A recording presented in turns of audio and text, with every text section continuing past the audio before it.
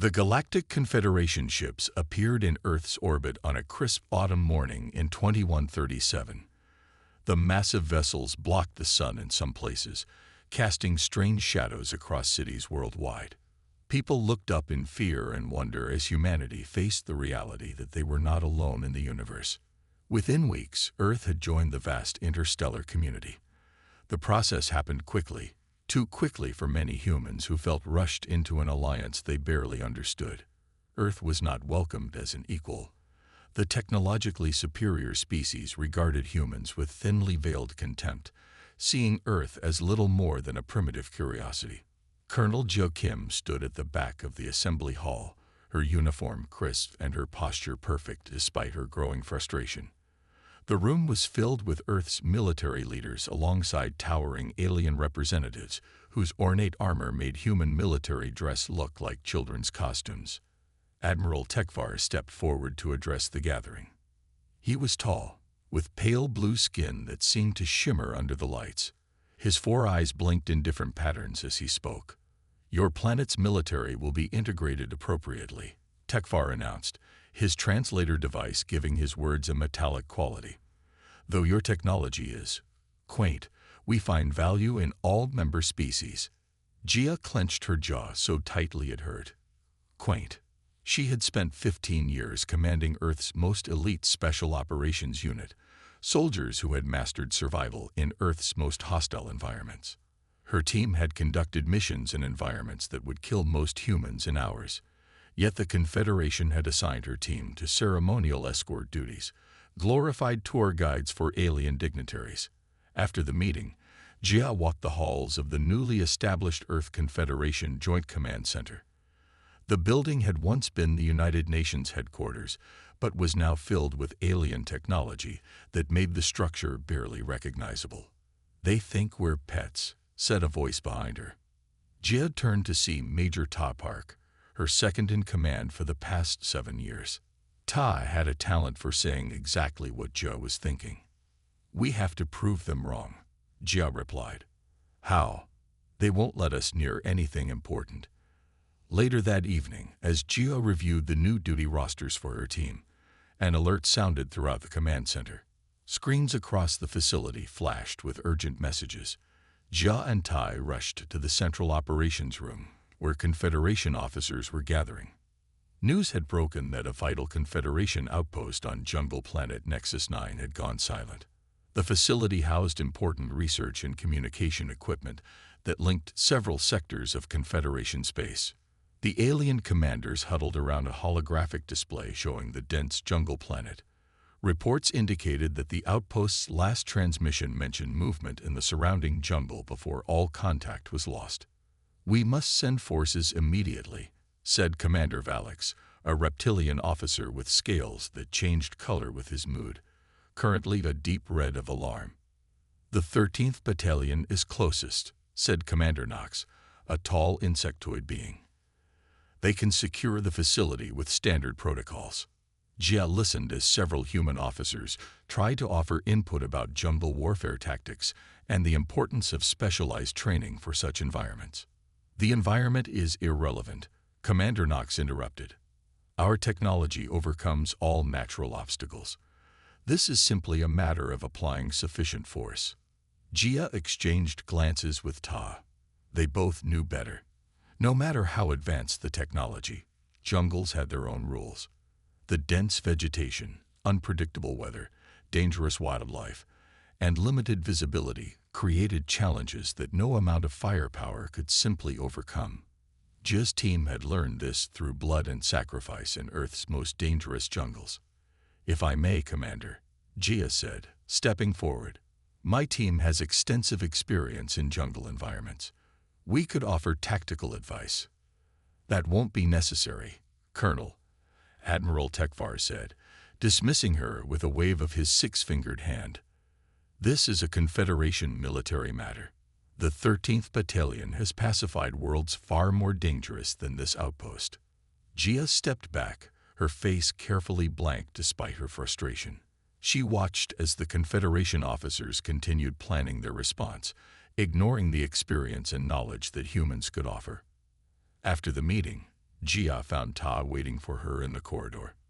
"They're making a mistake," Ta said quietly.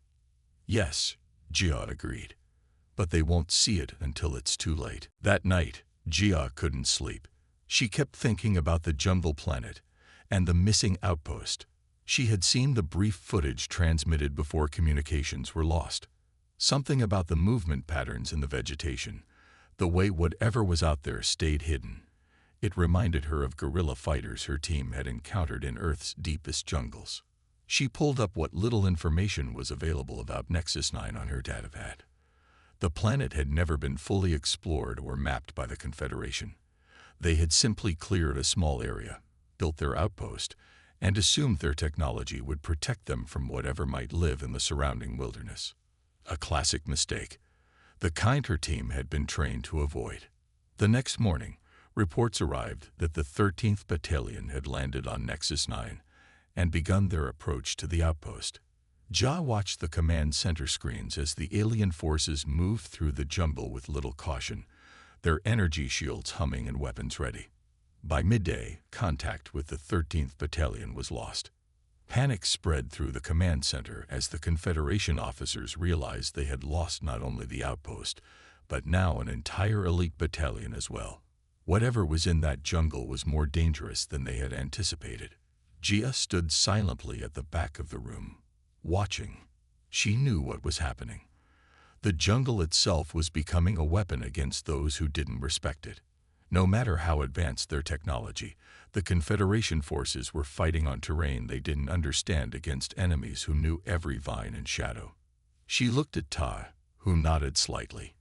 It would only be a matter of time before the Confederation would have to turn to those they had dismissed. Humans who understood that sometimes the old ways were the best ways to survive in the wild. 3 weeks passed with mounting tension across Earth Confederation Command. The Confederation lost 3 battalions, attempting to reclaim the Nexus 9 outpost. Over 700 elite alien soldiers had vanished into the jungle. Their advanced weaponry, energy shields, and tactical AI systems had proven ineffective in the dense terrain. Jia spent these weeks watching and waiting. Each night, she studied the failed mission reports. Each day, she trained her team harder in the specialized Earth Jungle Combat Facility. They practiced with both their traditional gear and the new Confederation equipment they might need to use. They studied everything known about Nexus 9, limited as that information was. The morning of the emergency council arrived with a sense of desperation in the air. Confederation leaders from across 3 star systems gathered in the main chamber. Their normal arrogance had faded into grim concern. Whatever lurked in the jungles of Nexus 9 was now a major threat to Confederation security. The 4th Attack Force will deploy with enhanced shielding, Commander Valix announced to the Council. We will clear 5 kilometers of jungle in all directions using orbital fire before sending in ground troops. That approach has failed 3 times already, Admiral Tekvar responded, his 4 eyes blinking in different patterns that Jia had learned indicated stress. The enemy adapts to our tactics faster than we can implement them. Jia had heard enough. She rose from her seat at the back of the room and stepped forward. The room fell silent as the human officer approached the central platform. Many of the alien commanders had never bothered to speak directly with humans before. My team specializes in jungle warfare, she stated clearly, meeting Admiral Tekvar's gaze. We request permission to attempt recovery of the outpost. For a moment, there was silence. Then the alien commanders erupted in dismissive laughter.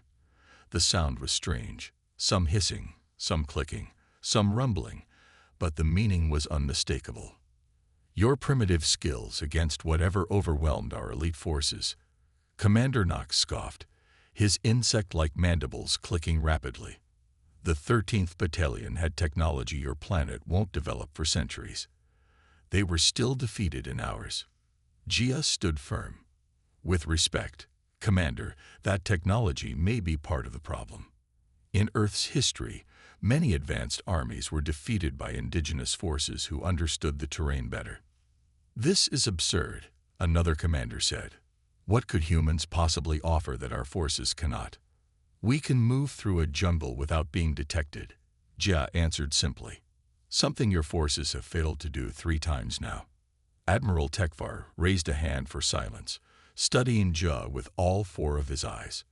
We have exhausted conventional options. The research at that outpost is too valuable to abandon. He paused. Colonel Kim, you have 1 standard cycle to prepare your team. The room erupted in protests, but Tekvar's decision was final. Ja nodded once and left to prepare her team. 6 hours later, Gia stood in the equipment bay with her assembled unit. They were the best Earth had to offer, each with unique skills honed in Earth's most dangerous environments. Major Ta Park checked his demolitions gear methodically. Ta had spent years disarming guerrilla traps in the most remote jungles on Earth. His knowledge of explosive compounds was unmatched. Captain Han Yun packed her survival kit, adding earth plants that could be used for food, medicine, or tools. Han could find water in seemingly barren landscapes and identify edible plants with a glance. She had once survived alone for 30 days in the Amazon with only a knife.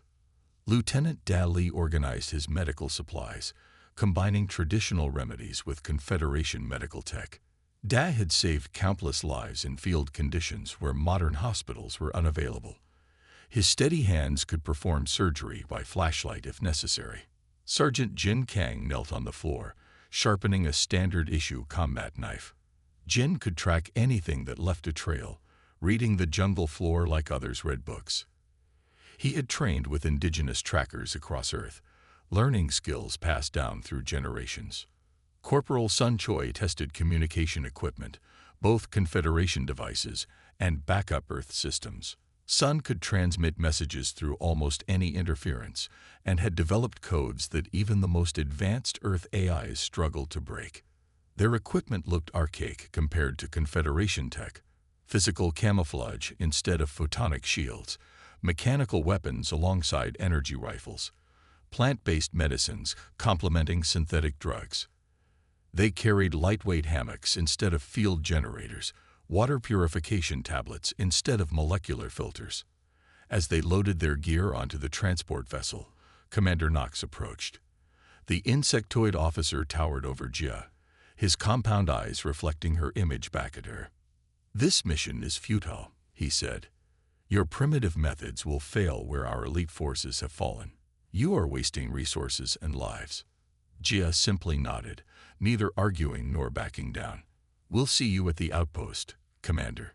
If you survive." Knox clicked, turning away. Inside the transport, the team secured their gear and took their seats. The vessel was designed for Confederation troops. Everything slightly too large, the lighting too bright for human comfort. "So," Han said, breaking the tense silence, "anyone want to bet on what's actually out there?"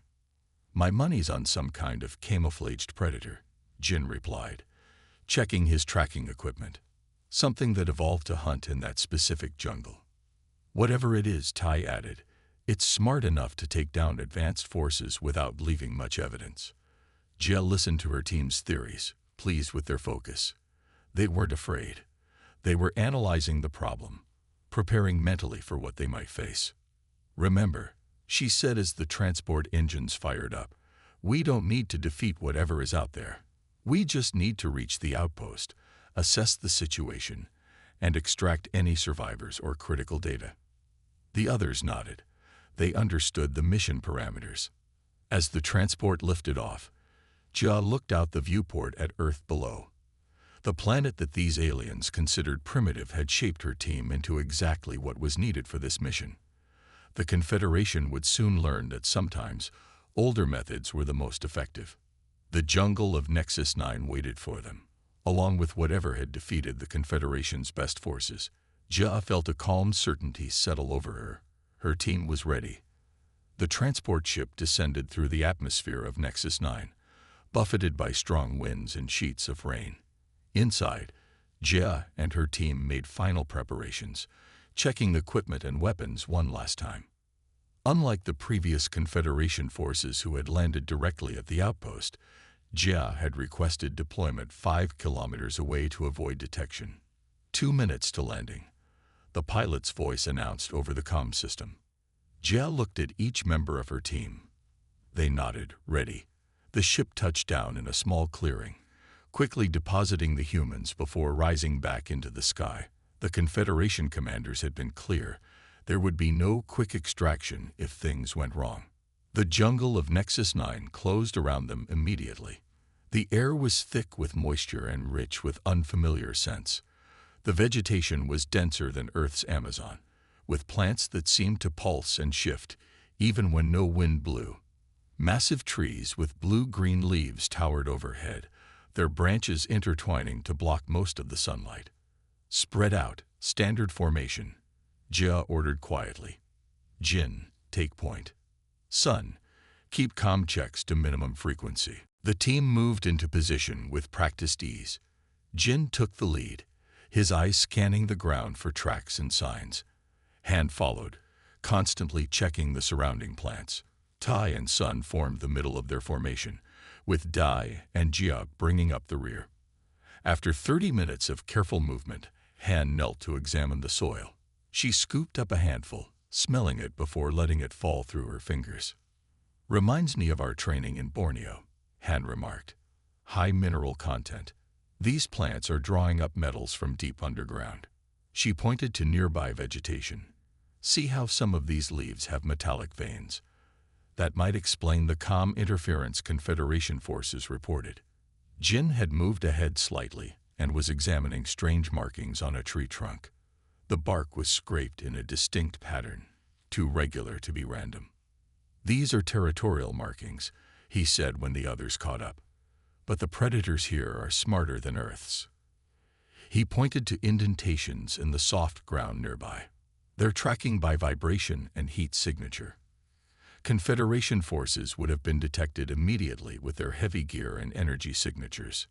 Jia studied the markings. "How recent?" "Less than a day," Jin answered. "Whatever made these is actively patrolling this area." The team continued forward with even greater caution. They moved silently, placing each foot carefully to minimize vibrations. When they needed to communicate, they used hand signals rather than words. 3 hours into their journey, Day raised his hand in the signal to stop. He pointed to something partially hidden beneath fallen vegetation. The team formed a defensive perimeter while Dai and Jia investigated. It was the remains of a Confederation soldier, one of the insectoid species. The body was not simply killed but taken apart with precision. Its advanced armor had been systematically breached at the weakest points. "This wasn't random," Dai said quietly, examining the remains. "The cuts are too precise. They knew exactly where to strike to disable the armor systems before killing the soldier." As they continued, they found more evidence of the fate of previous Confederation forces. Disabled weapons, torn armor, and occasionally remains. All showed the same pattern. Not random animal attacks, but calculated strikes against specific weaknesses. "These aren't random animal attacks," Jia concluded after examining a site where an entire squad had been ambushed. "We're dealing with an intelligent species perfectly adapted to this environment. They're studying their enemies before attacking." This realization made their mission both clearer and more dangerous. They weren't facing mindless beasts, but thinking opponents who had already defeated technologically superior forces 3 times.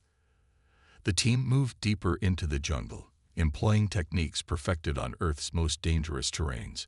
Where Confederation forces had blazed straight trails with energy weapons, Jia's team slipped through natural gaps in the vegetation, leaving minimal evidence of their passing. They used the canopy when possible, moving above the ground where fewer eyes might look. When night fell, they did not make camp as Confederation forces had done. Instead, they continued moving, using the cover of darkness to their advantage. Earth forces had learned long ago that night offered protection if you knew how to use it. When alien technology failed in the electromagnetic disturbances of the jungle, the humans relied on non-electronic methods. Sun's advanced comm unit stopped functioning properly on the 2nd day, but the backup system of colored flares and reflection signals worked perfectly. They avoided water sources during day hours, knowing that predators often ambushed prey at drinking spots. Instead, they collected water from certain plants Han identified, drinking only when secure. The jungle grew more challenging as they neared the outpost. The vegetation became denser, and strange sounds echoed through the trees. Clicks, whistles, and low humming that seemed almost like communication. After 2 days of careful advancement, moving much slower than Confederation forces had attempted, they reached a ridge overlooking the outpost. The facility was built in a cleared area, its white structures now stained with the colors of the jungle. Solar panels and communication arrays rose above the main buildings, many damaged or destroyed. The team lay flat on the ridge, using natural cover to remain hidden while they observed. Hours passed as they watched patterns of movement around the perimeter. "There," Ta whispered, pointing to movement around the perimeter of the outpost. Through binoculars, Ja observed the native species for the first time. They were reptilian humanoids with remarkable camouflage abilities. Their scaled skin changed color and patterned to match their surroundings as they moved. They stood taller than humans, with powerful limbs and long, flexible tails used for balance. What struck Jia most was how they used the jungle itself as both weapon and shield, incorporating living plants into their armor and weapons. She counted at least 30 individuals moving with clear purpose and coordination. They maintained guard posts, patrolled in patterns, and communicated with hand signals similar to those her own team used. These weren't animals. They were soldiers defending territory. "They're organized," Jia whispered. "Military precision." Jin nodded. "And they know the Confederation will send more forces. They're preparing." As Jia watched, one of the reptilians examined a captured Confederation weapon, carefully testing its mechanisms without activating it. They were learning, adapting to the technology of their enemies. "We need to get closer," Jia decided. "Sun, prepare the recon drone." Unlike the large, obvious drones the Confederation had used, Sun's was barely larger than an insect, designed to mimic local flying creatures. It would give them the intelligence they needed without revealing their presence. As the tiny drone flew toward the outpost, Jia felt a strange mix of respect and concern. The creatures below had defeated forces far more advanced than her team. Yet somehow, she felt more confident now that she understood what they faced. This was a battle of skill and adaptation, exactly what her team had trained for all their lives. Night fell over the jungle of Nexus 9. Jia and her team gathered in a small hidden depression beneath the massive roots of a tree. Rain started to fall, light at first, but growing stronger. The sound masked their whispers as they planned their next move. Sun's reconnaissance drone had revealed critical information. The outpost's central chamber still had power. Heat signatures inside suggested survivors. The reptilian natives had established a perimeter with guard posts and regular patrols. They had also set up alarm systems using the local plant life, vines that would vibrate when touched, alerting the guards. Jia spread a rough map on the ground, illuminated by a dim red light that wouldn't travel far in the rain. "Conventional assault is suicide," Jia told her team. "We've seen how that worked for the Confederation forces. We infiltrate using the canopy, just like we did in Thailand." The team nodded, remembering their mission 2 years ago, when they had infiltrated a heavily guarded compound by moving through the tree canopy, while enemy forces focused on ground approaches. "Jin, Han, you'll create false trails here and here," Jia continued, pointing to opposite sides of the outpost. "Make them think a Confederation rescue team is approaching from multiple directions." Jin nodded. "I'll use some of their own tactics against them. Drag some Confederation equipment we found through the brush. Make heat signatures they can follow. Tai, Sun, you'll climb these trees to establish sniper positions. Once the guards investigate the false trails, you'll take out the remaining sentries at these key points." Jia indicated several locations on the map. "Tranquilizers only," Dai added, removing several darts from his kit. "I've modified our Earth compounds based on the biological samples we've observed. These should affect their reptilian biology without killing them. We don't need to start a war here." Dai and I will descend directly into the compound using these vines, Jia continued. We'll locate the survivors and prepare them for extraction. The team spent the next hours preparing. Da mixed compounds for the dart weapons. Han gathered specific plants that would help them mask their scent from the reptilian guards. Jin studied the patrol patterns one last time. Ta checked the lightweight climbing gear. By midnight, the rain had developed into a torrential downpour. Perfect cover for their operation. Lightning flashed across the sky, and thunder rolled through the jungle. The reptilians had pulled closer to the outpost, seeking shelter from the storm. Their normally excellent senses would be dulled by the rain and noise. Now, Jia ordered. The team moved out, each member focused on their task.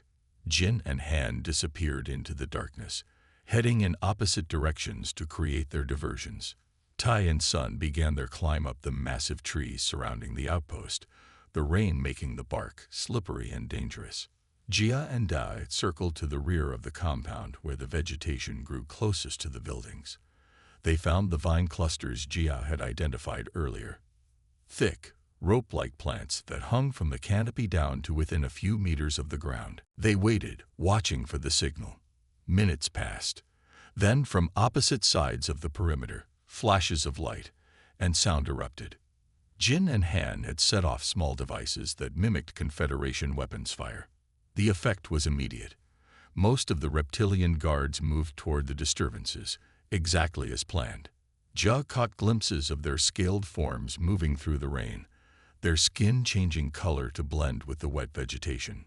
Tay's voice came through the small earpiece Jia wore. Positions secured. Guards moving to investigate. Path clearing now. 2 guards remained near the building Jia and Day needed to access. They watched as silent puffs from Ta's position sent dart after dart into the guards. The reptilians dropped silently, their falls cushioned by the soft ground. Move, Jia whispered to Da. They grabbed the vines and began their descent. The rain made it difficult to see and harder to grip, but years of training had prepared them for worse conditions. They moved quickly but carefully, using the vines to control their descent directly toward the outpost's roof. They landed silently on the wet surface. Dag quickly checked the unconscious guards, ensuring they were only sedated, not harmed. Jia found the roof access panel, locked, but damaged from previous fighting. She used her knife to pry it open, and they slipped inside. The interior of the outpost was dark except for emergency lighting. Signs of battle were everywhere, scorch marks from energy weapons, broken equipment, and abandoned gear. Jia and Da moved silently through the corridors, following the life signs Sun's drone had detected. They reached a sealed door with Confederation security measures still active. Jia used the command codes they had been given before the mission. The door hissed slightly as it opened. Inside, a group of Confederation personnel turned toward them with weapons raised. There were only 7 survivors from what had once been a station of over 50. They were thin and exhausted, clearly having been under siege for weeks. The station commander, an avian species named Krill, lowered his weapon in shock. His feathers were matted and dirty, once bright plumage now dull with stress and fear. Humans, he chirped in surprise. Impossible, he stammered.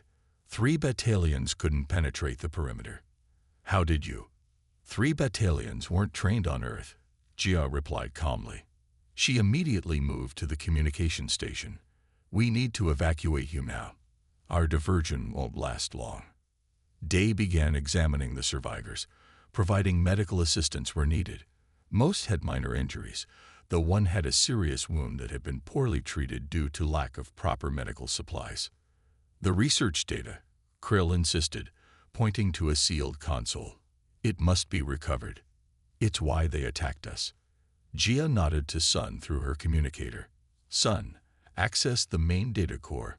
Download everything you can.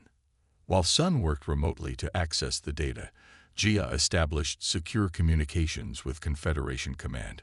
The signal was weak but sufficient. Admiral Tekfar's face appeared on the small screen, his 4 eyes widening when he saw Jia. Colonel Kim, you reached the outpost. Yes, Admiral. We have 7 survivors and are securing the research data now. Request immediate extraction. Admiral Tekvar seemed to struggle with what he was hearing. Finally, he nodded. Extraction vessel dispatched, but we're detecting large movements in your area. The native species appears to be mobilizing. I order you to evacuate immediately with the survivors. Don't attempt to hold position against another attack. Understood, Jia replied, though she was already forming alternative plans in her mind. Just then, Jin's voice came urgently through the comm. Colonel, they figured out the diversion. They're returning to the outpost. At least 40 of them, moving fast. Jia looked at the survivors, weak, injured, and slow. The extraction vessel would take at least 30 minutes to reach them. They wouldn't make it to the landing zone with the reptilians in pursuit. Admiral, she said firmly, we'll need to hold this position until extraction arrives. My team can do it. Tekvar's expression showed clear doubt. Colonel, you have 6 humans against 40 native warriors who defeated our best forces. Jia smiled slightly. With respect, Admiral. That's the best odds we've had all day. Negative, Admiral. Jia responded, her voice firm, as she looked at the surviving Confederation personnel. We can defend this position and provide tactical training to your forces. The natives use the environment in ways your technology can't counter, but we understand their methods. On the communication screen, Admiral Tekvar's 4 eyes blinked in different patterns, showing his uncertainty. The 7 Confederation survivors looked at Jia with a mixture of hope and doubt. You propose to hold against forces that destroyed 3 battalions? Tekvar finally asked. Yes, sir. The previous forces failed because they fought the wrong way. Send reinforcements, but this time, they'll learn from us how to fight in this environment. Tekvar was silent for a long moment. Very well, Colonel. Reinforcements will arrive in 6 hours, if you survive that long. The screen went dark. Jia immediately turned to her team and the survivors. We have 6 hours to prepare. Let's make them count. The team moved with practiced efficiency. Ta set up traps around the perimeter, using both Earth techniques and Confederation technology in new ways. Jin and Han worked together to create natural alarms that would warn of approaching enemies. Sun established a communication network using the outpost's equipment combined with Earth backup systems.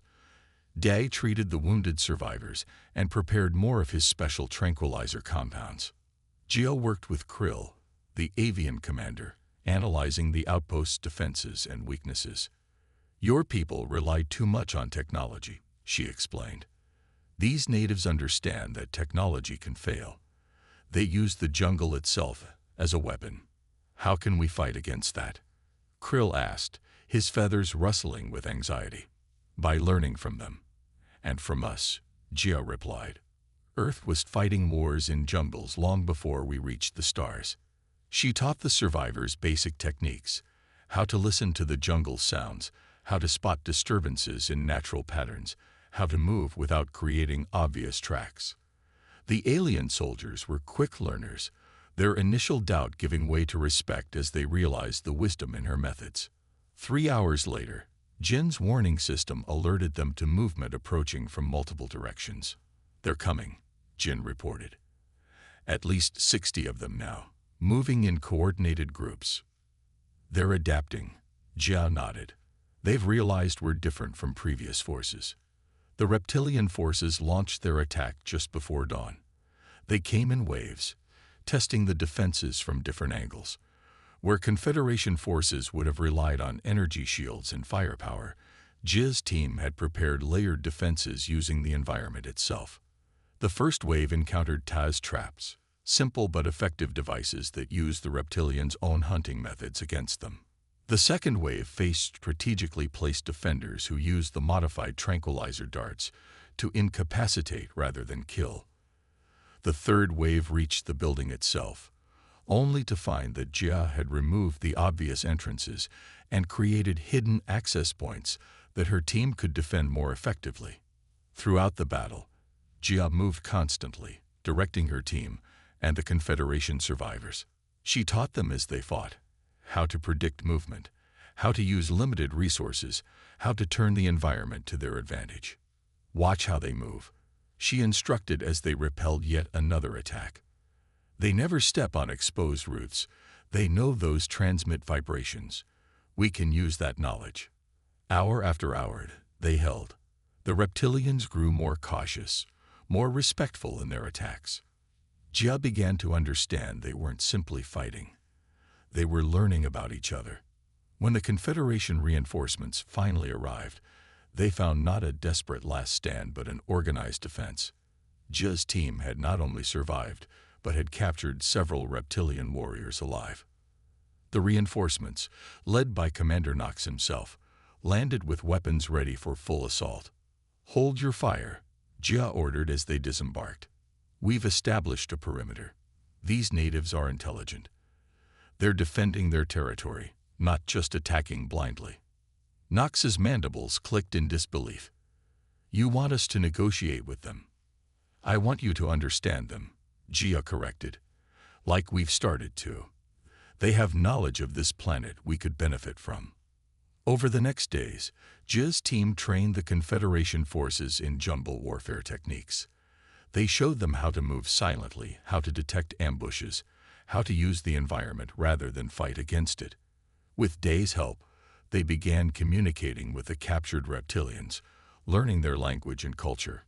A week later, Admiral Tekvar arrived personally at the secured outpost. For the first time, he looked at Jia and her team not with condescension but with genuine respect. "You've accomplished what our best forces could not," he admitted, "and you've opened communication with the native species. They're called the Sorek. We've learned. They believed we were invading their sacred lands." Jia nodded. "They protect the jungle because it's part of them, something we understood from Earth's history." Tekvar studied her for a moment. "The Confederation has formed a new division," he announced. "Special Environmental Warfare. Colonel Kim, we request that Earth lead this initiative." Jia was surprised by the offer. "You want humans to train Confederation forces." "We want humans to share their knowledge," Tekvar corrected. "Knowledge we never developed because our technology made it seem unnecessary. Until now." Months later, in the Confederation's Central Military Academy, alien officers gathered around displays showing Earth's varied environments: jungles, deserts, Arctic tundra, mountains. Human instructors taught classes on survival techniques, indigenous knowledge, and adaptive tactics. Commander Knox stood in a corridor, watching a training session led by Jin. The human was teaching alien cadets how to track through dense vegetation without leaving signs of their passage. "We dismissed these humans as primitive," Knox admitted to his colleagues. "Yet they possess knowledge we never needed to develop. What other wisdom might this backwater planet offer that we've overlooked?" On the training grounds outside, Jia watched as her expanded team of human operators demonstrated jungle warfare techniques to cadets from a dozen different worlds. Nearby, a group of Sorek warriors, now allies, showed their own techniques for moving through the canopy. Jia smiled as she saw Confederation officers taking notes, asking questions, learning from those they had once dismissed. Earth had found its place in the stars not through technology, but through the ancient wisdom of working with nature rather than against it. In the end, it wasn't advanced weapons that had secured humanity's place in the Confederation. It was the knowledge carried in human bones from millennia of adapting to Earth's wildest places. The end.